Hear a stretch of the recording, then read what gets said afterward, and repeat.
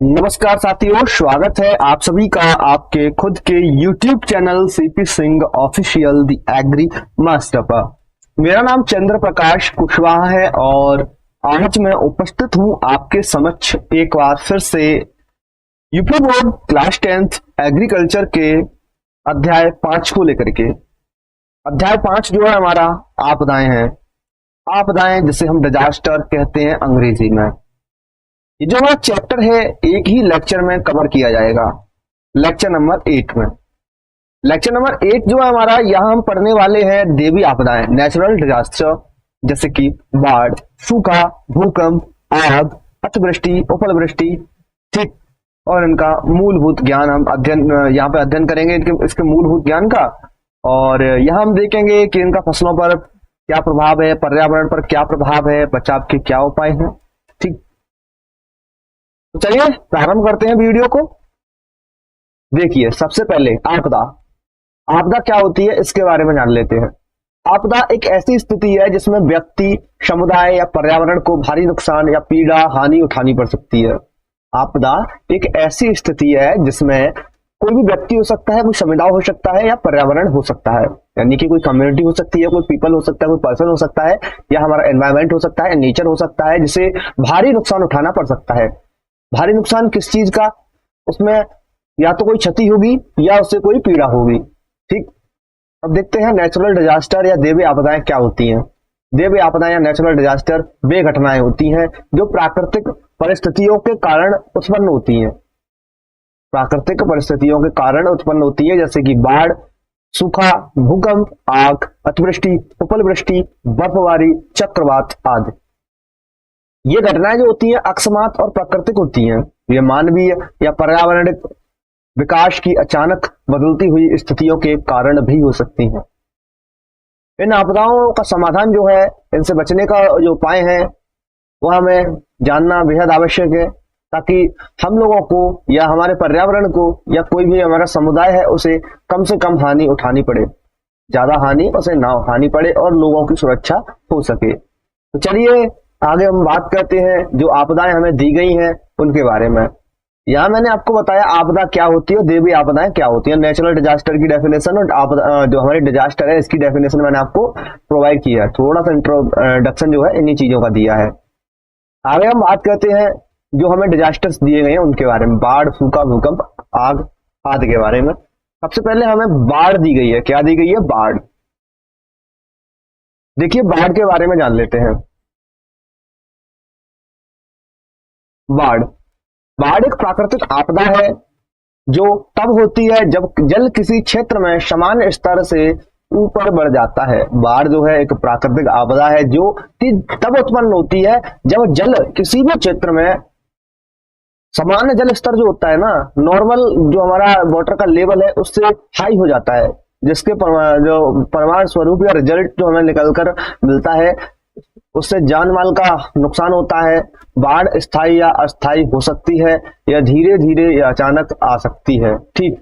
तो बाढ़ क्या होती है? बाढ़ एक प्राकृतिक आपदा है जो कि ग्लेशियर्स के पिघलने के कारण भी हो सकती है, या फिर ये अत्यधिक वर्षा के कारण भी हो सकती है, या नदी, समुद्र, इनमें जो जल स्तर है वह ऊपर उठ जाए और आसपास का जो एरिया है वहां इसका पानी पहुंच जाए, तो इस प्रकार से भी यह पॉज हो सकती है। तो इसे हम कह सकते हैं प्राकृतिक आपदा है जो कि जल स्तर बढ़ने के कारण उत्पन्न होती है, ठीक। स्थायी और अस्थायी दोनों तरह की हो सकती है, धीरे धीरे भी आ सकती है और अचानक से भी आ सकती है। ओके, तो बाढ़ के बारे में आपको पता चला क्या होती है। देखिए, ये आपको सीन दिख रहा है विलेज का, गांव का बाढ़ का सीन है। कुछ विलेजर्स हैं, गांव के लोग हैं, निकल करके आ रहे हैं, गांव से पलायन कर रहे हैं, ऐसी कुछ तस्वीर है ये। देन बाढ़ के कुछ प्रभाव है, जान लेते हैं क्या प्रभाव है। जान माल का नुकसान होता है भाई। देखो, बाढ़ में लोग डूब सकते हैं, घायल हो सकते हैं, घर, व्यवसाय और बुनियादी ढांचों को नुकसान हो सकता है। देन कुछ आर्थिक नुकसान भी है। बाढ़ से फसलें, पशुधन, अन्य संपत्ति को नुकसान हो सकता है, जिससे आर्थिक नुकसान हो जाता है। स्वास्थ्य संबंधी समस्याओं में बात करें तो बाढ़ से पानी दूषित, संक्रामक रोगों का जहाँ पे प्रभाव होता है, यहाँ पर संक्रामक रोग जो होते हैं वो पनपते हैं, मानसिक स्वास्थ्य जो समस्याएं होती हैं वह उत्पन्न हो सकती हैं। सामाजिक व्यवधान, बाढ़ से लोगों का विस्थापन हो सकता है, यानी कि आप देख रहे हैं लोग अपने विलेज से डिपार्चर कर रहे हैं, कहीं और जा रहे हैं, पलायन कर रहे हैं अपने गांव को छोड़ करके। स्कूल, व्यवसाय सभी बंद हो जाते हैं, सामाजिक व्यवधान उत्पन्न हो जाता है एक प्रकार से। देन फसलों पर बाढ़ का क्या प्रभाव पड़ता है? देखिए, बाढ़ से हम पढ़ क्या रहे हैं? हम पढ़ रहे हैं यहाँ पर एग्रीकल्चर के अंदर आपदाओं के बारे में। तो हमें किन चीजों पर प्रभाव जो पड़ेगा उनको देखना है। फसलों पर जो हमारी क्रॉप्स है उन पर क्या प्रभाव पड़ेगा, ये चीज हमें पहले देखनी है। यहाँ पे बाढ़ से जलमग्न, जो बाढ़ है उसे जलमग्न होने पर फसलों को नुकसान हो जाता है। देखिए, खेत में अगर जलमग्न हो जाएगा, पानी जब खेत लबालब हो जाएगा, पूरी तरह से भर जाएगा, तो फसल जो हमारी रूट्स जो है फसल की वो गल जाएंगी, जड़ जो है गल जाएंगी, तो हमारी फसल जो है नष्ट हो जाएगी। ठीक, पानी की तीव्र गति से भी फसलें उखड़ करके बह जाती हैं और बाढ़ का पानी मिट्टी के पोषक तत्वों को बहा करके ले जा सकता है। तो ये हमें नुकसान देखने को मिल जाते हैं, प्रभाव देखने को मिल जाते हैं। देखिए, बाढ़ के बाद की बात हो रही है, तो यहाँ मिट्टी की लवणता जो है बढ़ सकती है, क्योंकि बाढ़ का जो पानी होता है ना, वह अपने साथ कई सारे मिनरल्स को, सॉल्ट्स को, लवणों को बहा करके लेके चलता है। तो जहां से निकल के जाएगा वहां लवण छोड़ जाएगा, जिससे फसलों की वृद्धि में बाधा आ सकती है। तो ये तो कुछ प्रभाव थे हमारी फसलों के ऊपर। देखिए, पर्यावरण पर बाढ़ का क्या प्रभाव पड़ता है यह देख लेते हैं हम लोग। बाढ़ से वनस्पति और जीवों का नुकसान हो जाता है। बाढ़ से मिट्टी क्षरण हो सकती है। बाढ़ जो है जल प्रदूषण का कारण भी बन सकता है, वाटर पॉल्यूशन का कारण भी बन सकता है। बाढ़ से जैव विविधता कम हो सकती है, क्योंकि ये अपने साथ कई सारी डाइवर्सिटी जो है ना, बायोडाइवर्सिटी, यानी कई सारे पेड़ों को, जीव जंतुओं को बहा करके ले जाती है। अब भाई देखो, जितनी ज्यादा पानी में रहेंगे खत्म हो जाएंगे, डेड हो जाएंगे, तो एक तरह से हमारी विविधता जो है, बायोडाइवर्सिटी जो है वह खत्म हो जाएगी, कम हो जाएगी। अब बाढ़ से बचाव के कुछ उपाय है। जल निकासी की उचित व्यवस्था करनी होगी, बाढ़ नियंत्रण संरचनाओं का निर्माण करना होगा, जैसे बांध, जलाशय और डाइक समय बनाने होंगे। भूमि उपयोग योजना, बाढ़ प्रवण क्षेत्र है वहां पर भूमि उपयोग योजना यह सुनिश्चित करने में मदद कर सकती है कि विकास उन क्षेत्रों में ना हो जो बाढ़ के खतरे में है। प्रारंभिक चेतावनी प्रणाली जो है कि हमें पहले ही अलर्ट मिल जाए कि यहाँ पे बाढ़ आ रही है, तो लोग बच सकते हैं, पलायन कर सकते हैं उस क्षेत्र से। जागरूकता हमें बढ़ानी होगी, लोगों को बताना होगा बाढ़ के खतरे के बारे में, इससे ये खतरे हैं, लोगों को शिक्षित करना होगा। ठीक, तो यहाँ हमने बाढ़ को पढ़ लिया। एक हमारी जो आपदा थी यहाँ पर निकल चुकी है, और हमारी एक और आपदा आने वाली है। अगली आपदा है सूखा। इसे परिभाषित करते हैं सूखे को।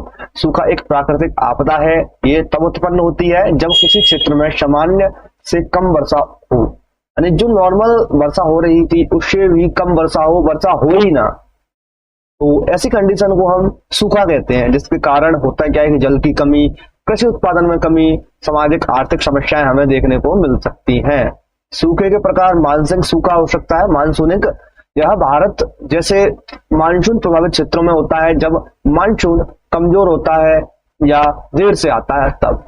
अंतर मानसूनिक सूखा, यह मानसून के मौसम के बीच का होता है जब वर्षा कम होती है। ठीक, तो ये दो प्रकार का है। एक और है यहाँ पर कृत्रिम सूखा। यह मानव गतिविधियों जैसे वनों की कटाई, भूमि क्षरण तथा जल प्रदूषण के कारण उत्पन्न होता है। तो सूखा जो हमारे 3 प्रकार का होता है।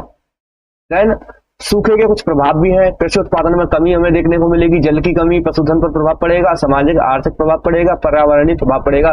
क्यों पड़ेगा भैया? देखो, सूखा यानी पानी नहीं होगा, ना तो पशु हमारे अच्छी तरह से पनपेंगे, ना ही वो अच्छी तरह से ग्रोथ होंगे। देखो, कभी कभी अगर होगा कि आगे पशुओं को बिल्कुल भी पानी ना मिले तो वो डेथ हो सकती है, उनकी खत्म हो सकते हैं। जल की कमी से हमारे घरेलू काम भी रुक सकते हैं, कृषि उत्पादन तो रुकेगा ही रुकेगा, कोई फसल नहीं उगेगी, तो हमें खाने के लाले बढ़ जाएंगे भाई, खाद्य सुरक्षा का स्तर जो है ना वो घट जाएगा हमारा।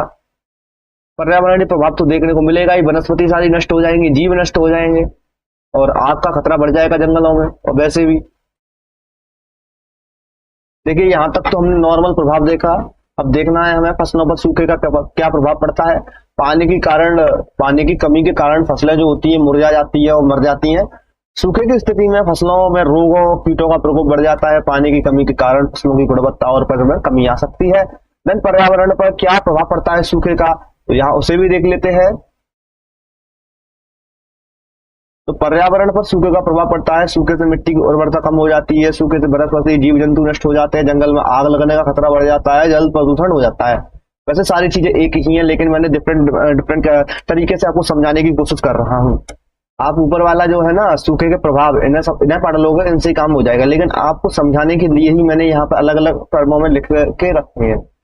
सूखे की रोकथाम कुछ ऐसी है कि जल संसाधनों का प्रबंधन करना होगा, संसाधनों का कुशलतापूर्वक प्रबंधन करना होगा, पानी की बर्बादी जो है कम करनी होगी, जल संरक्षण, वर्षा जल संचयन हमें लगाना होगा, ड्रिप सिंचाई करनी होगी, अन्य जल संरक्षण के जो तरीके हैं वो अपनाने होंगे। वृक्षारोपण अधिक से अधिक करना होगा, सूखा प्रतिरोधी जो फसलों है की किस्में हैं उनको बोना होगा, जागरूकता बढ़ानी होगी। तो इस प्रकार से हम लोग सूखे से भी बच सकते हैं। और यहाँ मैंने आपको प्रभाव और बचाव दोनों बता दिए और परिभाषा भी बता दी। ठीक, तो इस प्रकार से हमारी दो आपदाएं फिनिश हो गई। अब हमारी तीसरी आपदा है यहाँ पर आग।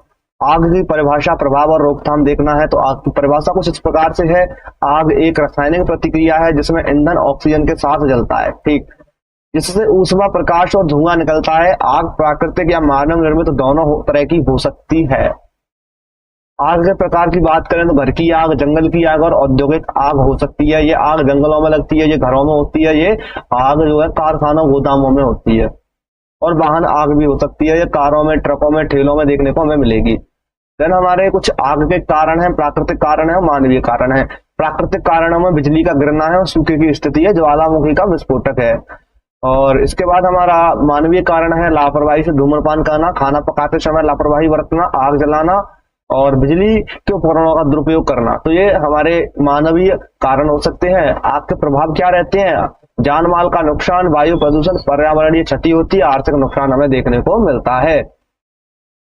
धन फसलों पर आग का क्या प्रभाव रहता है? तो फसलें जलकर नष्ट हो जाती हैं, मिट्टी की उर्वरता कम हो जाती है, धुआं और प्रदूषण के कारण फसलों को नुकसान बहुत पहुंचता है। ठीक, देन हमारे पर्यावरण पर आग का क्या प्रभाव रहता है ये भी देख लेते हैं। आग से वनस्पतियां, जीव जो भी है नष्ट हो जाते हैं। आग से वायु और जल प्रदूषित हो सकता है। आग से मिट्टी का क्षरण होता है और आग से जैव विविधता कम हो जाती है, क्योंकि कई सारे जीव जंतुओं को, पौधों को नष्ट कर देती है आग। आग की रोकथाम कैसे करेंगे भाई? देखो, सावधानी बरतें। धूम्रपान करते समय, खाना पकाते समय, आग लगाते समय अपने घर पर सुरक्षित तरीके से खाना बनाएं। स्मोक जो डिटेक्टर होते हैं, फायर स्प्रिंकलर स्थापित करें अपने घरों में। कुछ ऐसे सेंसर्स लगा दें जिससे आपको पता चल जाए। ज्वलनशील पदार्थों से अपने घर को मुक्त रखें, देन आप यहाँ पे बच सकते हैं। आपातकालीन योजनाएं बनाएं। एक आपातकालीन योजना बनाएं जिसमें आपके परिवार के सभी सदस्यों को शामिल किया जाए। इस योजना में सुरक्षित स्थान, संचार योजना और आग बुझाने की सुविधा शामिल होनी चाहिए। प्रशिक्षण लें आग बुझाने का। ठीक, देन हमारी नेक्स्ट जो आपदा है वह भूकंप है। भूकंप, इसकी परिभाषा, प्रभाव और बचाव देखने हैं। परिभाषा की बात करें, भूकंप जो है पृथ्वी के कंपन के कारण उत्पन्न होता है। जब पृथ्वी के अंदर की जो टेक्टोनिक प्लेट्स होती हैं वो आपस में टकराती हैं, जो हमारी पृथ्वी की जो टेक्टोनिक प्लेट्स होती हैं आपस में टकराती हैं या खिसकती हैं या खिंचती हैं, तो हमारी जमीन में कुछ कंपन हमें महसूस होता है। तो यही कंपन जो है भूकंप कहलाता है, जिसके कारण इमारतें हिल सकती हैं, टूट के गिर सकती हैं, समुद्र में सुनामी भी आ सकती है। ठीक, ये हमारा भूकंप का एक इमेज है। भूकंप आने से बिल्डिंग पूरी तबाह हो गई। भूकंप के प्रकार है, टेक्टोनिक भूकंप है, ज्वालामुखी का भी है, मानव निर्मित भी है। टेक्टोनिक जो है आम प्रकार का भूकंप है जो टेक्टोनिक प्लेटों के टकराव या गति के कारण होता है। ज्वालामुखी के फटने के कारण ज्वालामुखी भूकंप होता है। मानव निर्मित जो है खनन के कारण, विस्फोट के कारण, जलाशयों के निर्माण जैसी मानवीय गतिविधियों के कारण हो सकता है। अब देखिए भूकंप के प्रभाव क्या है। जान माल का नुकसान होता है, भूस्खलन देखने को मिल जाता है, सुनामी है, आग है, पर्यावरणीय प्रभाव है कुछ। तब हम आगे बात कर सकते हैं कि फसलों पर क्या प्रभाव पड़ता है। फसलों पर फसलें नष्ट हो जाती हैं। भूकंप से सिंचाई प्रणाली जो है क्षतिग्रस्त हो जाती है। भूकंप से मिट्टी की उर्वरता भी कम हो सकती है। देन पर्यावरण पर क्या प्रभाव पड़ता है? तो भूकंप से वनस्पति और जीवों को नुकसान पहुंचता है। भूकंप से मिट्टी और जल प्रदूषित हो सकती है। भूकंप से प्राकृतिक आवासों को नुकसान पहुंचता है। अब हम आगे बात करते हैं भूकंप से बचाव के कुछ उपाय हैं। तो क्या उपाय हैं? अपने घरों को भूकंप प्रतिरोधी बनाइए। इमारतों की संरचना है उनमें मजबूती दीजिए और उनका इवैल्यूएशन करवाइए सही तरीके से कि यह भूकंप जैसी भारी आपदाओं में सुरक्षित रह सकती है या नहीं रह सकती है। और अच्छी तरीके से मजबूत फर्नीचर जो है उन्हें यूज कीजिए और सही तरीके से आपको फर्नीचर जो है अपना सुव्यवस्थित करना होगा अपने घरों में। भूकंप की कुछ योजनाएं बनानी होंगी। ठीक है, कोई एक स्कीम बनाइए जिससे आपको पूरा घर जो है आपातकालीन स्थिति में आप जो भूकंप जैसी समस्या है उससे लड़ सके। भूकंप जो है ड्रिल का अभ्यास करें। जो भूकंप ड्रिल है इसका अभ्यास करें नियमित रूप से। भूकंप ड्रिल का अभ्यास करें ताकि आप जान सकें कि भूकंप के दौरान क्या करना है। भूकंप ड्रिल मतलब यहाँ बताने की कोशिश की गई है कि आपको यहाँ पे शिक्षा लेनी है, यहाँ पे एजुकेशन लेनी है आपको कि भूकंप से कैसे बचा जा सकता है, किन किन तरीकों का हम उपयोग कर सकते हैं। भूकंप ड्रिल के बारे में और ज्यादा जानकारी चाहिए तो कमेंट बॉक्स में मैं आपको एक छोटा सा नोट डाल दूंगा, आप उसे पढ़ लीजिएगा, ठीक, पिन कर दूंगा उसे। और नहीं तो आप गूगल भी कर सकते हैं, इंटरनेट पर सर्च भी कर सकते हैं। देन हमारा अगला है भूकंप किट तैयार करें। कुछ एक भूकंप की किटें होती हैं, जैसे कि भोजन हो, उसमें पानी हो, प्राथमिक चिकित्सा की किट हो, उसे ले और आपातकालीन आपूर्ति में शामिल हो जाएं। ठीक, शांत रहें और सोचें, देखो भड़बड़ाएं नहीं, एक तरह से घबराएं नहीं, शांत रहें, सोचें क्या करना है, स्पष्ट तरीके से माइंड को एकदम शांत रखें, देन कुछ जो भी कदम है उठाएं। देन हम अगली जो आपदा है उसके बारे में बात करें तो अगली है अतिवृष्टि, यानी कि वर्षा का अत्यधिक होना। अतिवृष्टि एक मौसम संबंधी घटना है जिसमें सामान्य से अधिक वर्षा हो सकती है। अगर सामान्य से कम वर्षा हो तो सूखा हो जाता है और सामान्य से अधिक वर्षा हो जाए तो अतिवृष्टि हो जाती है। इससे बाढ़, भूस्खलन जैसी समस्याएं हमें देखने को मिल सकती हैं। अतिवृष्टि थोड़े समय में या कई दिनों या हफ्तों में हो सकती है। ओके, कारण की बात करें तो ये वायुमंडलीय दबाव प्रणाली के कारण हो सकती है। समुद्र सतह का तापमान यदि अधिक हो जाता है तो इसके कारण भी हो सकती है। एल नीनो के कारण हो सकती है। अब देखिए, कम दबाव वाले क्षेत्र जो होते हैं आमतौर पर अधिक वर्षा लाते हैं क्योंकि वे नम हवा को ऊपर खींचते हैं और संघनित करते हैं, कंडेंस करते हैं उन्हें। समुद्री सतह का तापमान, गर्म समुद्री सतह अधिक पानी और हवा में वाष्पित करती है, जो पानी है ना उसे हवा में वाष्पित करती है, जो वर्षा में योगदान कर सकते हैं। एल नीनो एक जलवायु पैटर्न है जो प्रशांत महासागर में समुद्री सतह के तापमान में परिवर्तन होने के कारण बनता है। एल नीनो, जिससे कुछ क्षेत्रों में अधिक वर्षा हो सकती है। तो ये कुछ कारण थे अतिवृष्टि के। प्रभाव की बात करें तो अतिवृष्टि के कई नकारात्मक प्रभाव जो है, नेगेटिव इफेक्ट जो है हमें देखने को मिल सकते हैं। देखिए, बाढ़, भूस्खलन, क्षति, स्वास्थ्य संबंधित समस्याएं। ठीक, प्रभाव जो फसलों पर पड़ते हैं उनके बारे में बात करें तो देखो, अतिवृष्टि के कारण फसलें जलमग्न हो जाएंगी, तो गल जाएंगी, खत्म हो जाएंगी। पानी की तीव्र गति से फसलें उखड़ जाएंगी।